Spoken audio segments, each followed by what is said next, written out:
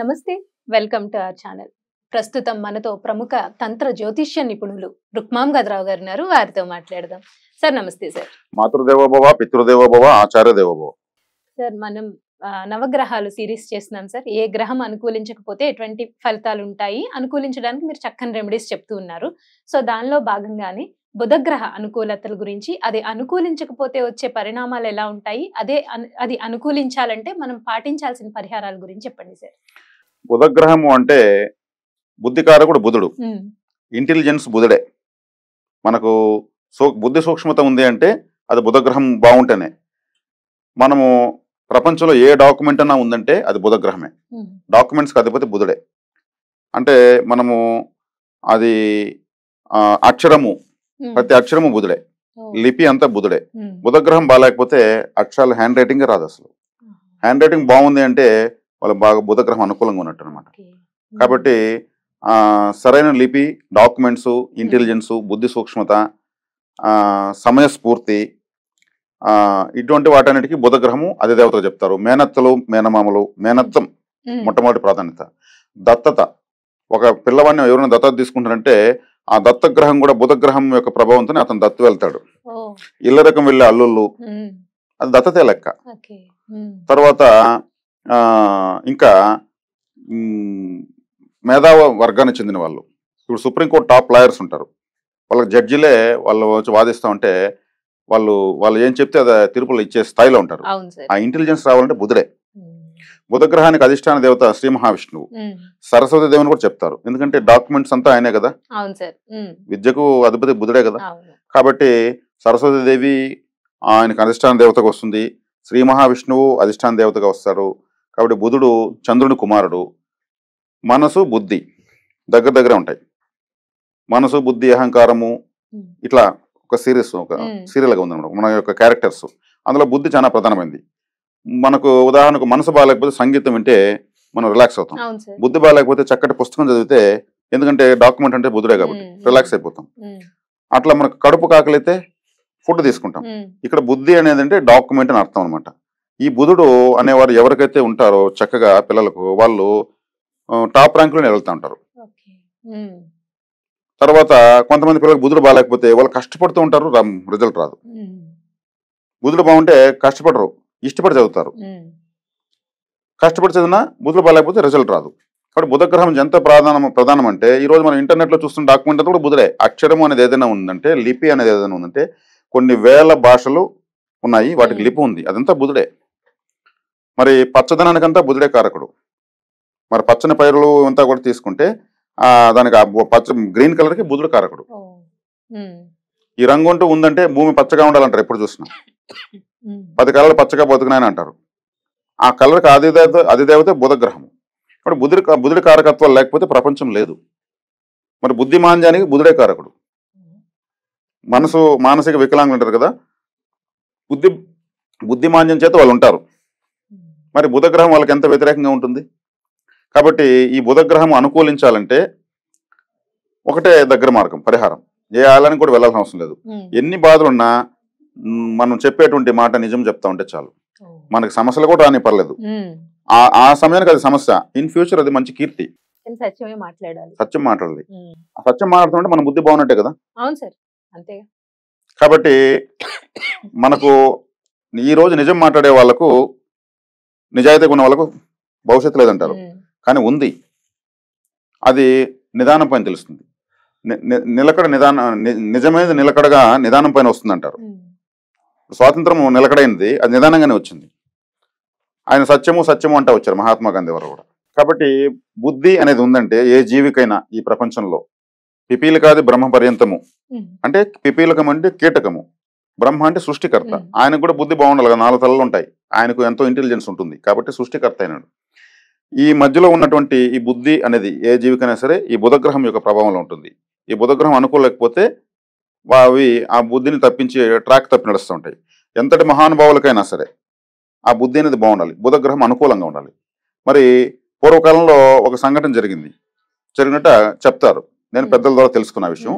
ఒక గొప్ప ఋషి పొంగోడు ఒక ఆయన ఒక రాజుల ఆశ్రమానికి విచ్చేస్తే, రాజుల యొక్క అంతఃపురానికి విచ్చేస్తే, రాజు ఆ మహర్షుల వారికి చక్కగా సేవ చేసి ఆయనకి రాత్రి విడిది ఏర్పాటు చేశారు. రాజు యొక్క పర్సనల్గా ఉన్నటువంటి వ్యక్తిగతమైనటువంటి అంతఃపురంలో ఒక గదిని కేటాయిస్తే ఆయన బస చేశారు. ఇంకా రాజుకు సంబంధించినటువంటి ఆభరణాలు ఎన్నో అక్కడ ఉంటాయి. ఆయన వ్యక్తిగతమైన రూమ్ కాబట్టి అక్కడ ఒక వజ్రాల హారం పైన ఆయనకు చూసి చాలా బాగుంది ఇది అనిపించి తెల్లవారితో ఆయన బయలుదేరి వెళ్ళేటప్పుడు దాన్ని ఎత్తి తన యొక్క సంచిలోనూ బ్యాగ్లోనూ పెట్టుకుని వెళ్ళిపోతాడు. మహర్షి వెళ్ళిపోతాడు. రాజు అంతఃపురంలోకి తర్వాత ఆ గదిలోకి వెళ్ళి వజ్రాల హారం కనిపించదు. ఇది ఏమైంది, ఎవరో దొంగలిచ్చారనేసి మహర్షిని అనుమానించే స్థాయి శక్తి ఆయనకి లేదు. ఆయనకేమంత అవసరము, ఆయన కావాలంటే 100 ఇస్తాడు రాజు.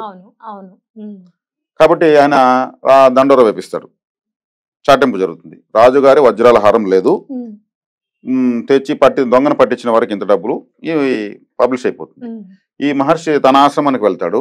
వెళ్ళిన మొదలుకొని ఇతనికి మనసు ఇబ్బంది పడిపోతుంది. ఏంది మనం ఎందుకు దొంగతనం చేశాము? ఆ వజ్రాల హారం రాజును అడిగితే వజ్రాలతో అభిషేకం చేసేవాడు, ఒక తట్ట ఎత్తుకొచ్చి నెత్తిన పోసేవాడు, కింద పడినవన్నీ మీవన్నీ కూడా బ్యాక్ వేయించేవాడు.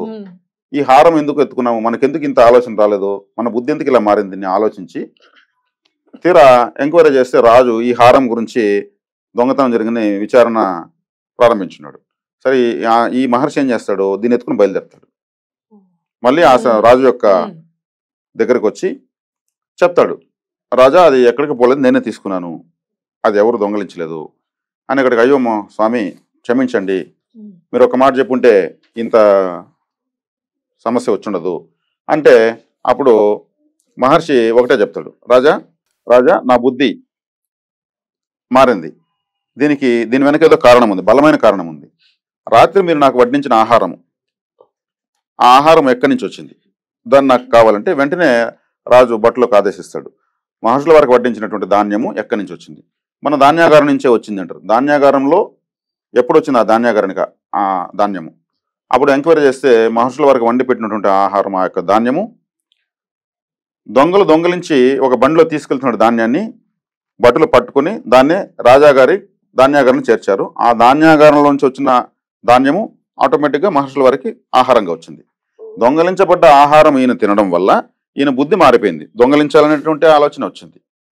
అప్పుడు ఈ విచారం తెలిసేక్కడ రాజుకి చెప్తారు మహర్షుల వారు, శుభ్రమైన ఆహారం నాకు దొరకలేదు, అది దొంగలించబడ్డ ధాన్యంగా మీ నిర్ధారణలో తేలింది, నాకు అదే అనుమానం వచ్చి నేను చెప్పాను, నా బుద్ధే మారింది ఏకంగా.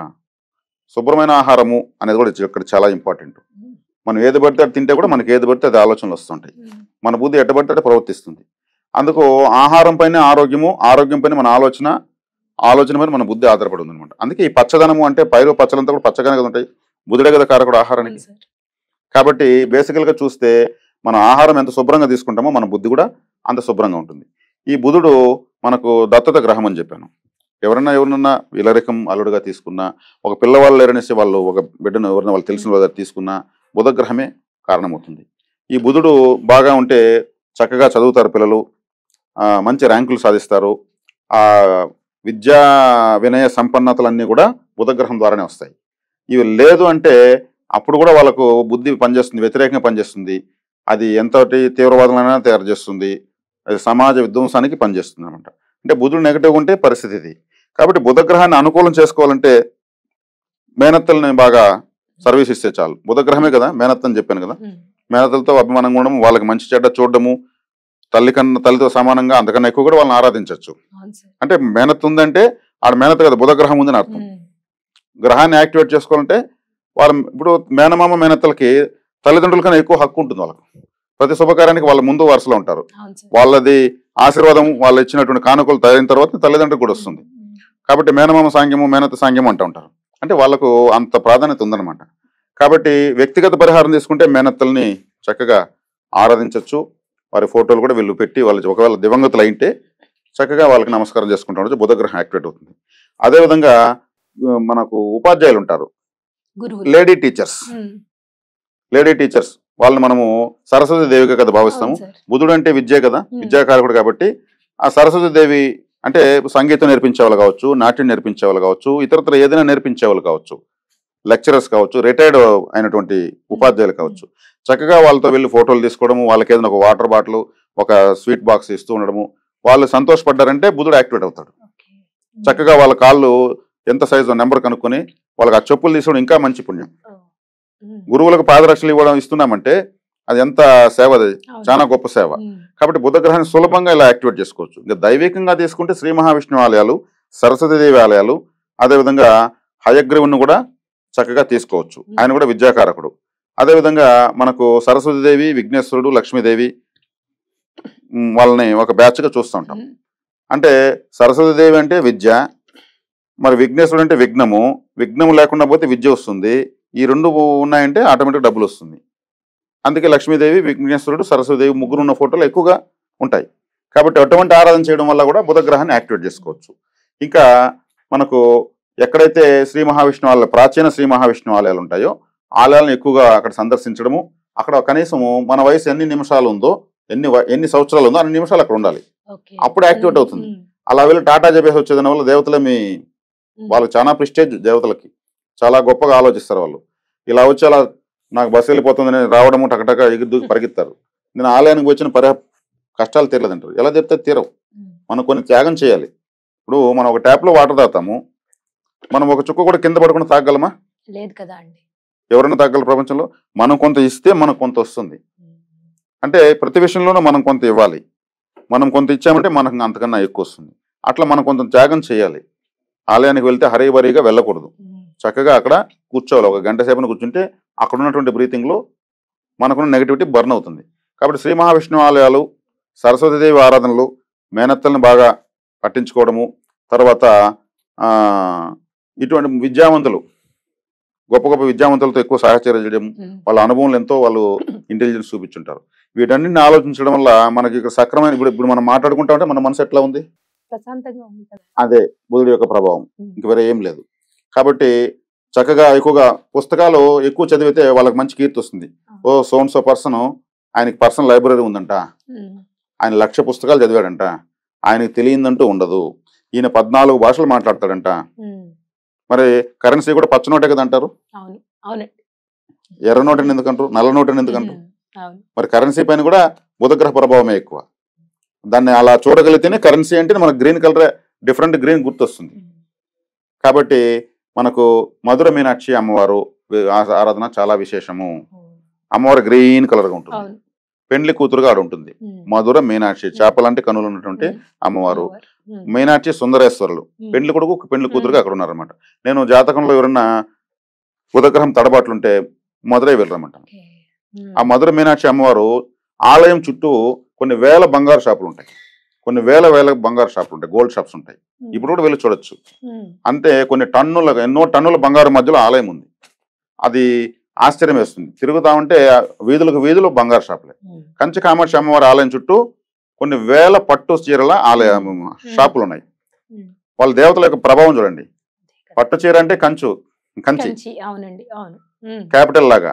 మరి అక్కడ చూస్తే మదురైలో బంగారు ఎన్నో కొన్ని చెప్పాలి వందల వేల టన్నుల బంగారు మధ్యలో అమ్మవారు ఉన్నారు.